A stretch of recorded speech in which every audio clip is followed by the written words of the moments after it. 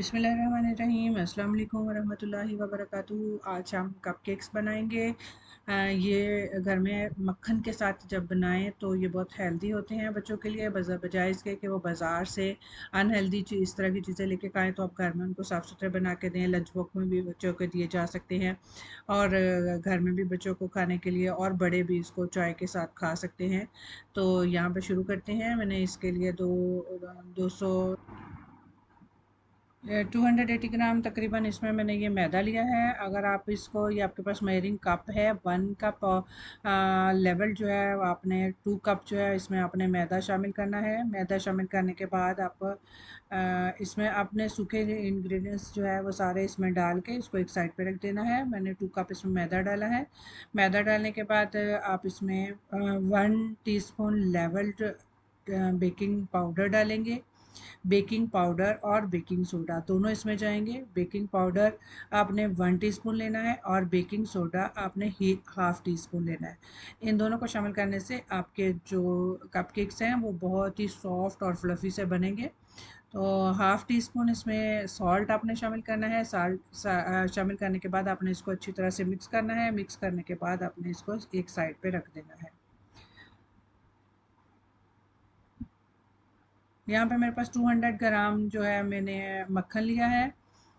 मक्खन लेके आपने इसको थोड़ा सा माइक्रोवेव करके पिघला लेना है। पिघलाने के बाद यहाँ पे आपने 1/2 कप जो आपके पास मेजरिंग कप होते हैं, मैं आपको वही बता रही हूँ पहले भी, कि मेजरिंग कप जो है वो आपने 1/2 कप जो है वो मैंने आपने मिल्क का लेना है। मिल्क का लेके आपने मक्खन को इस तरह से, ये अभी थोड़ा सा हार्ड है, आप इसको थोड़ा सा पिघला के और नरम कर दें। अगर मिल्क को आपके पास मेजरिंग कप नहीं है तो आपने 100 ग्राम मिल्क जो है वो लेना है। लेने के बाद फिर आपने, मैंने एग वाइट और एग यॉक जो है अलहदा करके रखी हुई थी। हम इसमें एग यॉक इस्तेमाल नहीं करेंगे, एग वाइट इस्तेमाल करेंगे। 3 एग मैंने इस्तेमाल किए हैं इसमें, और इसको आपने इसको एग वाइट को डाल के फिर आपने इसको अच्छी तरह से मिक्स करना है। और यहाँ पे मैंने 200 ग्राम जो है शुगर है, पिसी हुई चीनी हम ली है, कैस्टर शुगर या पिसी हुई चीनी, ये मैंने इसमें डाल के रखी थी। और उसमें हमने ये अंडे और जो मक्खन था पिघला के रखा हुआ वो हम इसमें शामिल कर देंगे। और उसके साथ ही हम इसमें वनीला एसेंस वो हम इसमें डालेंगे। मैं तकरीबन इसमें 2 टीस्पून जो है वनीला एसेंस डाल रही हूँ, क्योंकि इसमें थोड़ा सा जब इसका स्ट्रॉन्ग जो है वो अच्छा लगता है। लेकिन 2 टीस्पून से ज़्यादा स्ट्रॉन्ग भी नहीं होता, ये एक बहुत ही मज़े का फ्लेवर देता है। आप चाहें, अगर आपको नहीं पसंद है तो आप चाहे 1 टीस्पून भी इस्तेमाल कर सकते हैं। 1 टीस्पून भी काफ़ी हो जाता है। तो यहाँ पे आपने इसको अच्छी तरह से मिक्स करना है। मिक्स करने के बाद आपको किसी बीटर की ज़रूरत नहीं है, आप क्योंकि इसको ये हल्के हाथों से मिक्स करना है। उसके बाद आपने ड्राई इंग्रेडिएंट्स जो हैं वो इसमें शामिल करके उनको साथ भी आपने अच्छी तरह से मिक्स करना है। मिक्स करने के बाद ये आप, मैंने सांचा लिया है, उसके अंदर कपकेक्स के जो है मोल्ड वो रखे हुए हैं। उसके आपने एक एक, जैसे सर्विंग स्पून होते हैं, वो आपने एक एक जो है वो सारों में डालते जाना है।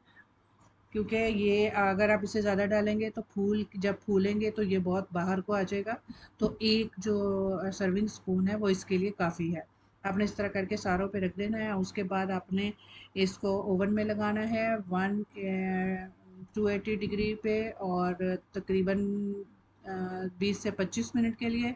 20 मिनट बाद आप चेक कर लें, और अगर नहीं हुआ तो 5 मिनट और दे दें। तो यहाँ पे मैंने इसको ये भर दिया है, और ये बच गया, उसको मैंने ये थोड़े से ऊपर डाल के इसमें इस तरह रख दिए हैं।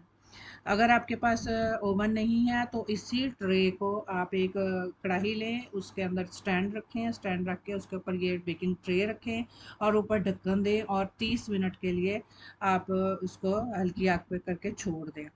तो ये इस तरह करके बहुत ही मज़े के और बहुत सॉफ्ट बनते हैं। ज़रूर बनाइएगा, दुआओं में याद रखिएगा, चैनल को सब्सक्राइब कीजिएगा, वीडियो को लाइक और शेयर कीजिएगा। अस्सलाम वालेकुम वरहमतुल्लाहि वबरकातुहू।